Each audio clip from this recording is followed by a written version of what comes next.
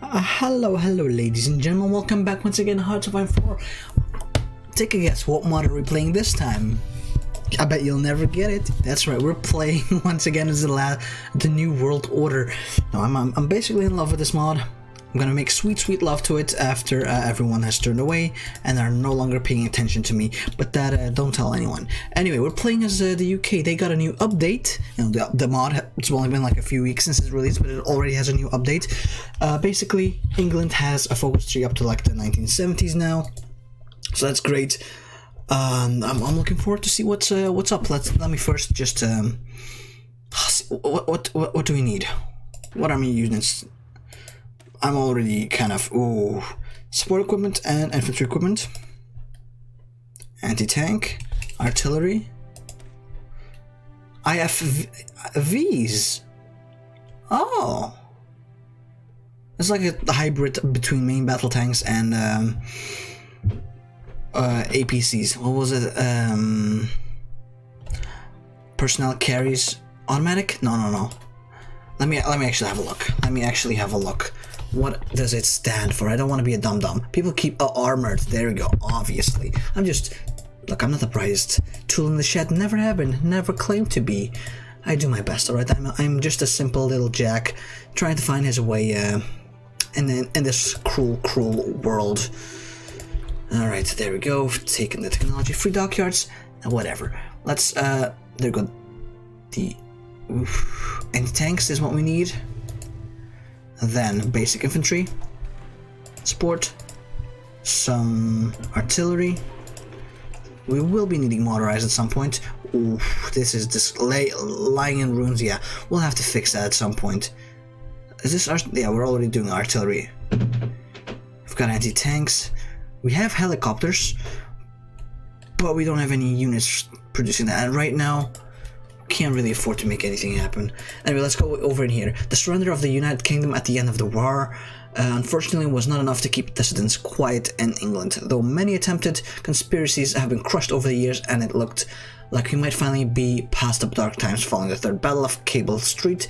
In recent years, a new organization has waged war from the shadows, the pretentiously titled Her Majesty's Most Loyal Resistance, which is definitely what we're going to be playing as. They sound badass as fuck. They, along with the left resistance, have been a thorn in our side like none other. Assassinations, falsified anti-government propaganda, and even bombings by Himmler, to be put shortly, has become increasingly common, and things are starting to get out of hand.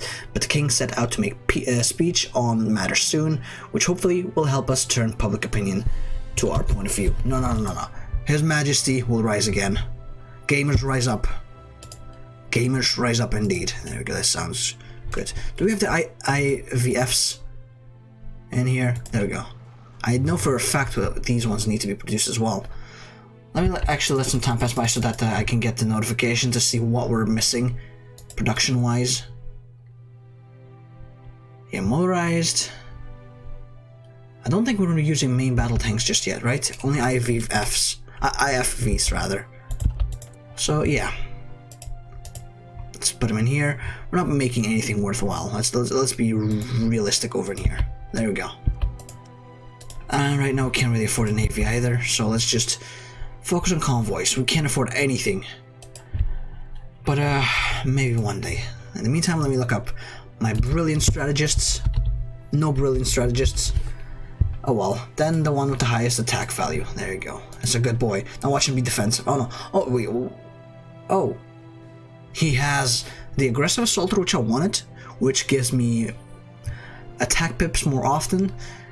But he hasn't the brilliant strategy. You know what? That's a good enough thing in and of its own. The Copper and the Rebel. Timothy whatever his name is, considered himself about as normal as one could be under the circumstances. He'd left school once he could read and write, followed his dad into being a bobby once he met the age. What's a bobby? Age requirement. Anyway, got to the rank of inspector and even found a nice lass to settle down with. But the rest of the world, Tim happened to think the rest of the world wasn't so normal at all. The police hasn't changed so much since the Germans invaded.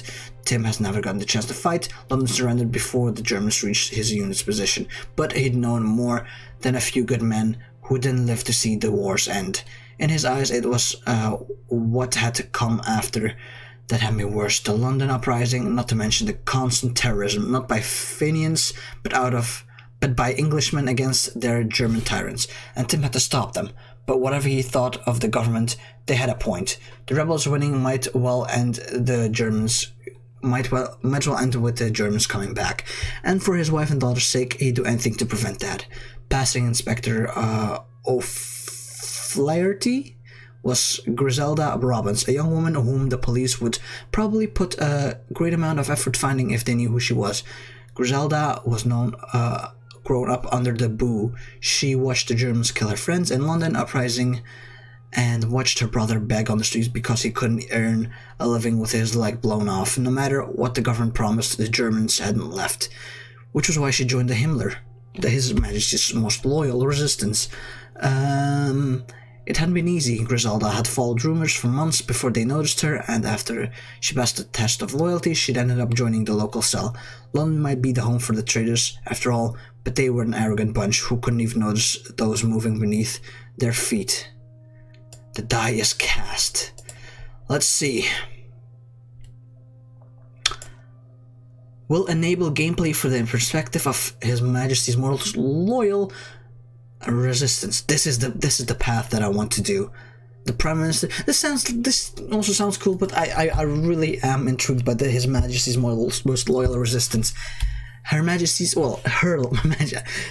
It's 1962. I don't want to assume gender, of course, but Her Majesty's most loyal resistance, a catch-all term for a problem that has eluded solutions for nigh on 20 years. The current organization is probably better described as a combination of three. David Sterling and his commandos are the rogue military unit in England, which didn't surrender following the war, and the only one still active in England proper. Bill Alexander and the Left Resistance are an amalgamation of assorted leftist partisans and Labour supporters, though they might not be as influential as the CPGB that perished at the 3rd Cable Street. Infuriatingly, however, the original Her Majesty's most loyal resistance leaders is unknown. Some spy master in the shadows, no doubt, and his name is actually the Boss. So I'm very much looking forward to meeting him, even if he's still alive. But he somehow managed to get almost every major partisan organization in England to answer to him, despite ideological differences. The organization is a thorn in our side. We must excise it. Will enable gameplay from the perspective of Her Majesty's most loyal resistance, which includes sabotaging Edward's speech. There we go. This is what we want to go for. We want to become Her Majesty's most loyal resistance. And hopefully that'll lead us to somewhere. Also, we have to get rid of all these fucking debuffs somehow. Oh, so this is the unique mechanic for the UK, huh? A royalist, wait, is this the one? Royal Party Reformist? Oh no, it's just all of them are royalists, I guess. Hidden beneath their feet, Griselda was a part of one of the only Himmler cells inside the city of London proper, and probably the only one which hasn't outright underground. At first she'd just been a regular member, but with those above her being continually killed or driven out by their collapse, she soon found herself the leader of the cell. Most of her days consisted of working as a barmaid in a pub, sympathetic to the cause, listening in on conversations and keeping an eye out for new recruits. Every now and then, though, her cell would get some real work, smuggling out firearms, explosives, or even important people to cells in other parts of the country. Of course, sometimes the higher-ups wanted her to do something. As far as Griselda knew, she answered to whomever coordinated London proper, but she never saw them and only got marching orders through a dead drop or a coded message. If she were to be honest with herself, Griselda wasn't that fussed on the return of the Queen, or whatever the official line was. Griselda wanted revenge against those who had betrayed England, and if Himmler was the one offering, who was she to turn him down? She was part of the fight for freedom, and she would die for it if need be. The motivations of a person can be as simple as a knife or as complex as a maze. I see, so we have a motive. And we're trying to free our glorious, glorious land. Wait, we have some decisions as well. I want to look them over, see what's up.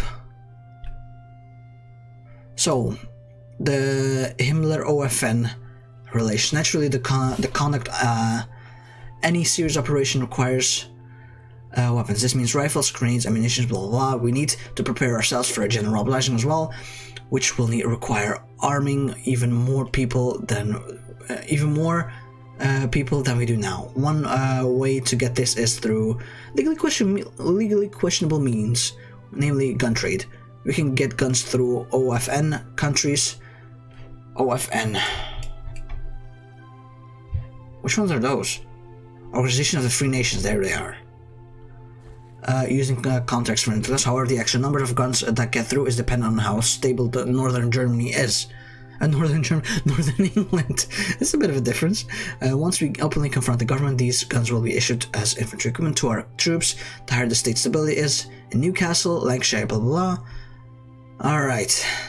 Moderate. I see. So and a boost.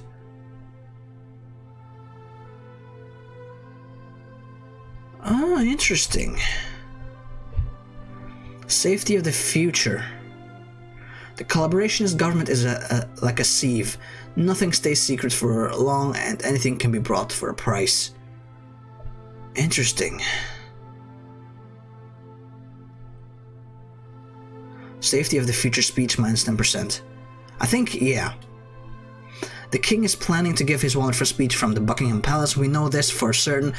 If we have enough of our people next to the king, there's a chance to do a great show. The chance to do a great show is greater for us. Both periodic changes of the safety of blah will change by a random amount. I think it's best we do all of them. Oh, we can only do one at a time.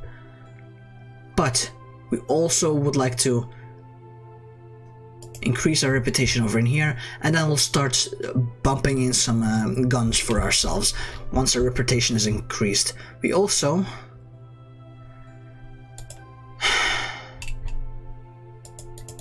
can't really increase this just yet. This is mainly just to look at right now. Alright, whatever. Anyway, the gears move, right? The men and women of HMMLR, however, prefer a different analogy. They see themselves as a different machine, one that does not need an operator once activated, one that can safely be left alone until the moment to fulfill its duty is at hand. They are ticking time bombs, and they are counting down to the beginning of His Majesty's speech. So basically, everyone's very autonomous in what they're gonna do, huh? That's probably how we got all these different factions to collaborate with each other, huh? Alright, let's oh, whoops, that's a garbage one. There we go. We'll stick with what we have right now. We also have a decision that we can do, apparently.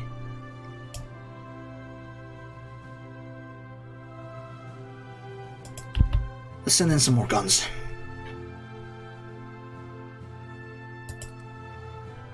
Or send in the agents, rather. Current safety of the is estimated to be around 60%, but the more guns we pump in, the better.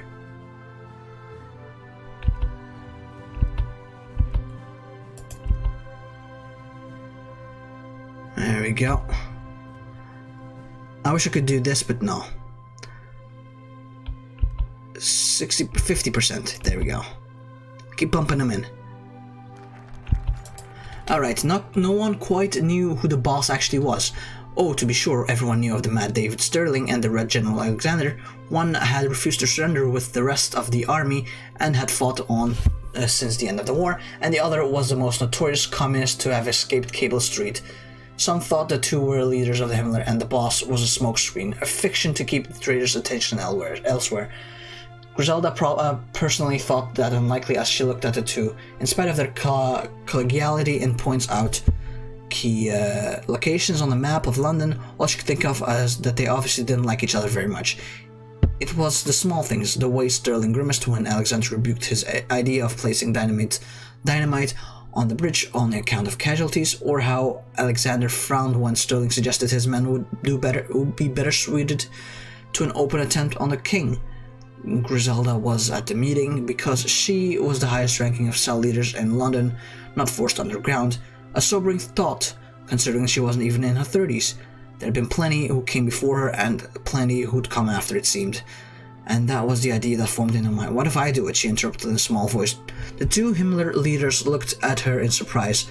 Bill Alexander gestured for her to continue, whilst Sterling looked over with a fresh eye, as if searching for something he'd missed. I mean, I walk through the square each day for work. The Bobbies know me well enough that they won't think twice about why I'm going so close to Corden. Griselda stopped and waited for the two's response. In the end, it was Sterling who answered. How familiar are you with grenade throwing? Oh, Griselda, she is going for it. But you do have some points finally. You can get maybe a medium stockpile. Good. We need to keep bumping down stability over here, or safety rather, for the speech. I think that's the way we can now win over in here. Oh, and it gets lower even more. Most of Himmlers are moderates by any sense of the word, men and women who want freedom more than anything specific, but David Sterling and Bill Alexander have other goals. Sterling wants revenge. He's about the only surviving man still in the country who's never surrendered, and he's lost a lot of friends for that. Bill Alexander wants his revolution, though he is willing to forego that to get the Germans out of Britain for good. He lost a lot of friends on 3rd Cable Street during the uprising, but he survived, and he'll have his turn to do the killing. Auchinleck, meanwhile, he wants the Traitor King's speech to be a proper show, complete with Her Majesty's most loyal resistance as the entertainment. Sterling and Alexander might hate each other's guts, but they have more experience in guerrilla warfare than the rest of Her Majesty's most loyal resistance combined. Time for them to use it. Alright, so the plan's getting put in motion. I wouldn't mind getting this done as well, but we don't have the points just yet. What if I wait? The stability is down to 30%, so that's pretty good. I do have the opportunity to lower it even further, but I don't know if I need it. Oh, it's at 10%. You know what? Might as well then lower it down to 0, just in case. He had no doubts that right as he was standing over the map of London, the reactionaries would be sending a dozen raids after him in the England's north. Such a shame that they didn't realize he was a basement not a kilometer away from Buckingham Palace itself. Ooh. Bill Alexander chuckled at the thought, gaining the attention of the man next to him. Sometimes Bill regretted signing the left resistance up with Her Majesty's most loyal resistance, and any time he had to work personally with David Sterling only made the feeling resurface. The man was effective, to be sure. Sterling had kept his commandos alive by sheer, unrelenting determinations for nearly 20 years, but he was also ruthless and unconcerned with civilian casualties, which made Bill think he was quite possibly mad. Bill had his men smuggle in the grenades in the days before his arrival, and Philby had sent word that reactionaries still thought Bill was in Manchester. Sterling in turn had escorted Bill down to Traders Central, as an ex-SAS referred to London. The king wouldn't like the welcome they had prepared for him. Sterling was glancing at him to see if the chuckle had meant anything, but Bill just waved him off. The evacuation point is a boat in the Thames, which will be your north. You understand? Finish any unfinished business you have here, because you won't be coming back anytime soon. To her credit, Griselda, the local Himmler cell leader, just nodded, committing the plan to memory. Against his expectations, Bill was starting to have a good feeling about the whole exercise. He only hoped Claude was handling things in his absence. Interesting. Let's see what happens. Gun shipment mostly successful. Oh, hell yeah. We got 500, which is fine. Oh, it's a 0. There we go. We'll keep the rest of the guns. Those are the guns that will be used for us, right? Once we start our uprisings, so let's wait for now. Almost there. The King's speech is shaping up to be quite the event. Some might want to break out of the champagne and call it a day, but London is practically being isolated in preparations for it. The question on everyone's lips, though, is why? The 3rd Cable Street was years ago, and there hasn't been any real violence in London since. It's almost like the government is worried about something. The press, for their part, are busy speculating and issuing declarations of solidarity, but some speculate as to whether it's quite necessary to block off all of London and put the curfews for what it is. At best, a theoretical threat, the government, for its part, has decided that they will go ahead with these measures anyway. Interesting. Let's see what happens, eh?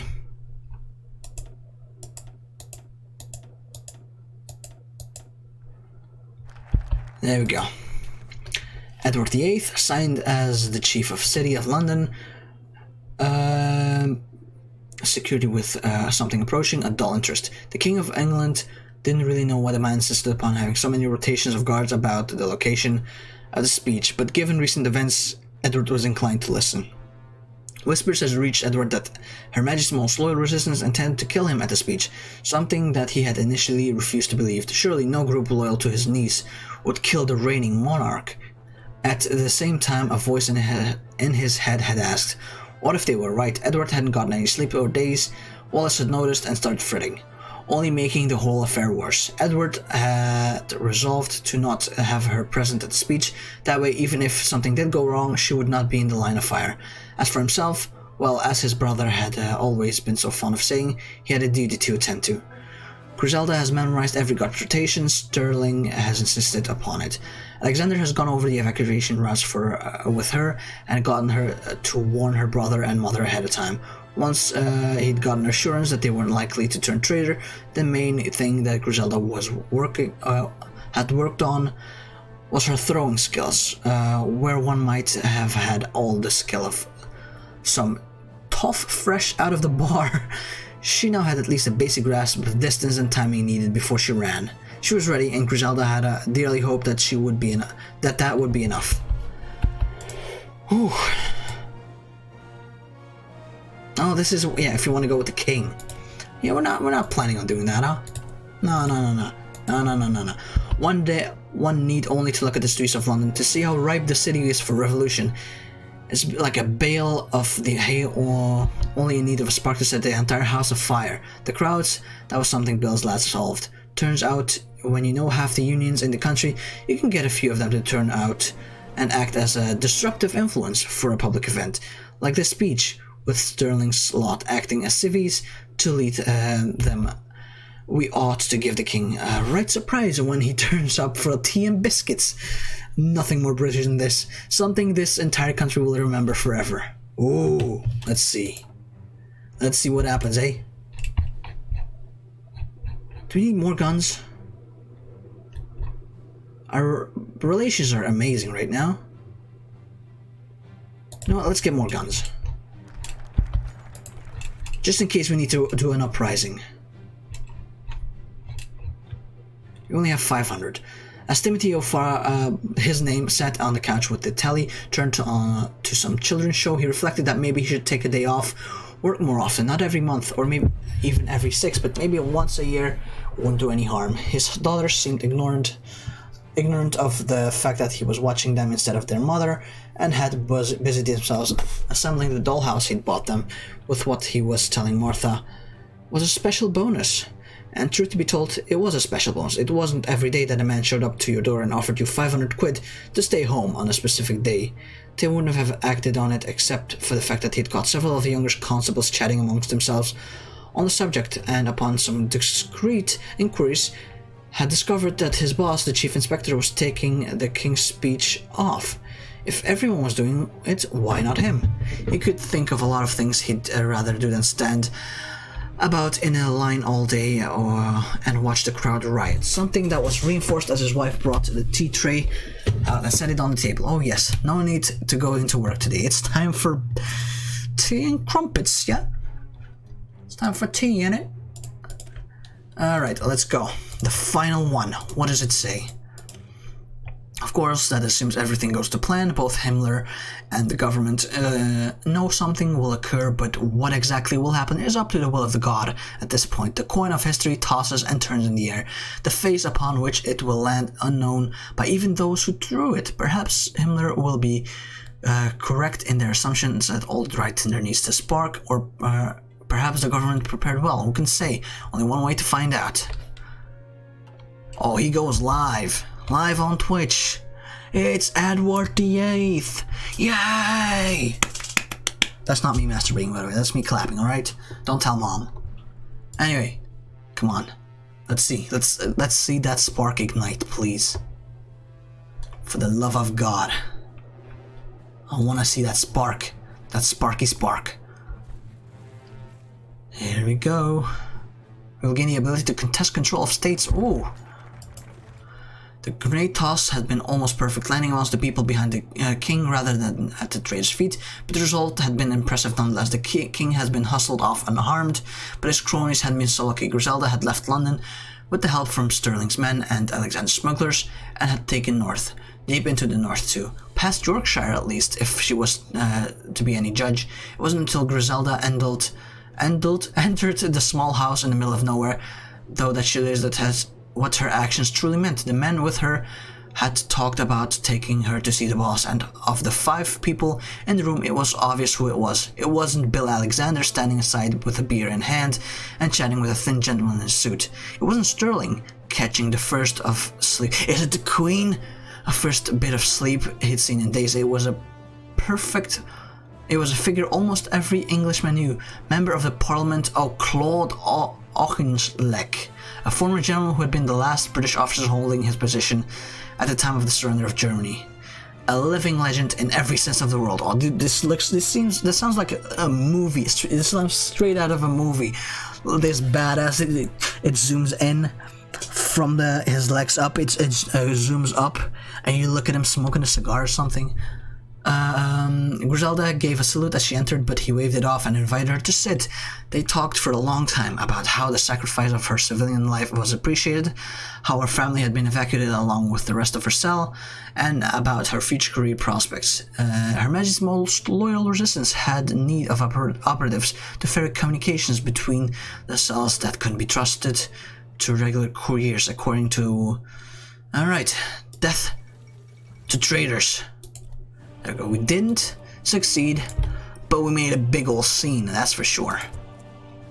Alright, so the 3 of them, the first is a name not known to many, aside from the curiosity between the last general standing when the call to surrender was sounded. The second is probably the best known general in public, one of the few rebels to escape Cable City. Alright, that's about all 3 of them. Together they represent Her Majesty's most loyal resistance, an organization dedicated to as many causes as its members have political leanings, but undeniably united in the desire to free England. Hell yeah, let's go, boys. Let's go. Let's get that tea. Let's get them crumpets. We will be free. Freedom. Alright, Claude Auchin looked at the table and saw a motley crowd of men, all of them holding beliefs and ideologies that would otherwise make the utterly incompatible with one another, but they were men who would fight and die together to see Nazis removed from England. There were Claude's own Himmler forces, men who had joined up with him from the inside of the collaborationist government. They sat on the reformist wing, but they secretly pledged their lives for when the time came to establish a new free England under Her Majesty Queen Elizabeth II. Together, 2 of the most influential members, Enoch Powell and George Jellicoe, joined him today. They were also his allies in the SAS. David Stirling had never stopped fighting the Hun, and he had no intent on doing so as long as he still drew breath. He had gathered a powerful and skilled force, strong enough to go toe-to-toe with any unit in the Wehrmacht or collaborationist army. His forces had an extreme hatred for anything collaborationist, and wished to drive them out even more than Claude did.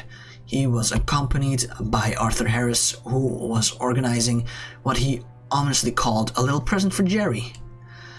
And finally left resistance born out of the ashes of Cable Street. The new organization was a coalition of its surviving communist labor members and other hard leftists under the leadership of Bill Alexander. Despite being a raunch communist, Bill had brought in more moderate Harold Wilson to solidify his standing with the Social Democrats. He was even willing to collaborate with Her Majesty's most loyal resistance. You know what, I'll wait. I see stuff moving around over here, so I'd rather wait. Claude looked at each of them. Alright, here's our next move. So, we can do this, right? We will carry out a propaganda campaign to sway the cause of people of freedom. This will increase Himmler support. Alright, we need guns, right? We need a lot of guns. Let's get a small shipment as well while we're at it. Yeah, we definitely need this one because it's gonna increase our production of points. Builds connections. Our connection to the XL. Alright, we can do this. We can do this. A day in the life of the Yorkshire MP. What a day in my life? Oh, chuff me. It's gone on the TV, right? Well, I suppose you don't want what I eat for me breakfast, do ya? Marmite and toast, if you do need that. Anyway, work's alright. Decent pay, not too difficult. See, when I was getting trained and that, they always said MPs work straightforward. You just gotta keep your eye out. Keep your voice steady when you're speaking. I can't do this. And no one to grip a drunken sot when you're dragging him off back to the barracks, eh? Could do with shorter hours though. Swear I'm knackered all day long since the war started. Don't get me wrong, I'm not complaining. My brother's on the front. That dog lost his pinky out there too. I still got all mine. The interviewee spent several moments wiggling his pinky into our reporter. What a fucking weirdo. Jesus Christ. Yeah, sorry. You lot want me to get right to why of it, huh? Why'd I join the MPs? Why I'm on the side of the war and such? It's really cause of Mary. That's my wife, bless her. See, when the Krauts invaded us, the first time, my dad was a soldier. My mum, pregnant with my sibling, that never got to be, ending up getting a bayonet to the belly during all the reprisals. I hate the Germans as much as any lad in the Himmler, but aren't we gonna win another war with them? I'm not gonna put Mary at risk. Rebels be damned. I'm not looking for a wife kebab, no thank you. So when I see all me old friends and colleagues spit on me, I walk down the street. I can ignore him. Mary's worth it. Scrawled under the heading, all a day in the life of a Yorkshire military policeman, and a bright red pen are the words rejected. Finally coherent for the right. That was an but what does he eat for lunch and dinner? We only know his breakfast. Indeed. You took the words right in my mouth. I wanted to know. Is it tea? Is it crumpets? What is it? The people must know. The people must know. You will not keep this a secret from us. We will rise up and find out why he doesn't want a wife kebab. Sounds tasty. But probably not that fun, right? Oh, let's continue on. Bill's connections. Yeah, we'll have to go through all of them, huh?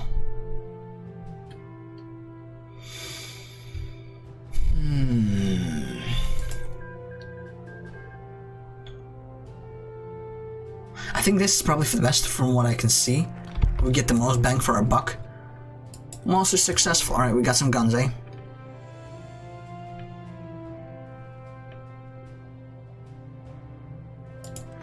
Let's get this, and we might even get some guns afterwards, right? Let's get the PP points.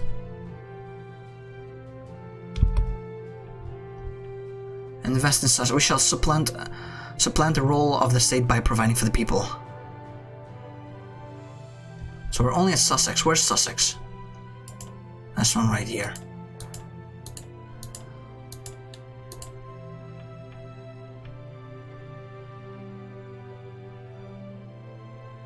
Oh, alright, let's increase this one. Let's increase this one so it stabilizes.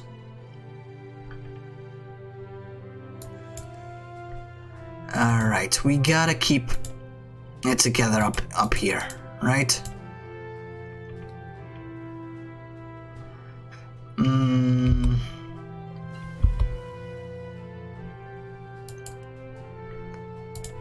There we go. Yeah, expand them all. Alright, we gotta expand them all. So that it increases. Or at least stops decreasing. Good.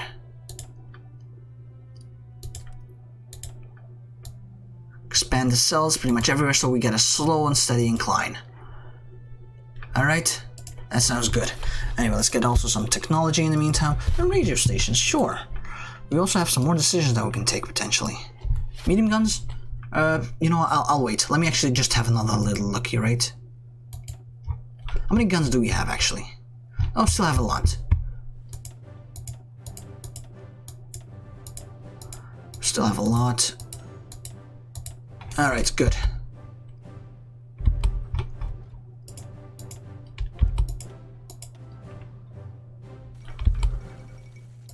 Alright, we gotta wait for now. Oh, it's done? Let's get medium guns, eh? Let's get a medium supply of guns. That should help us out. Good.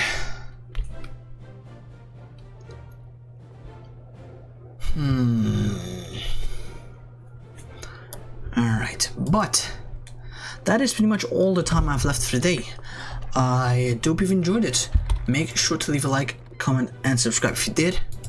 Hopefully I'll see you next time, and hopefully, you have a nice day. Bye bye.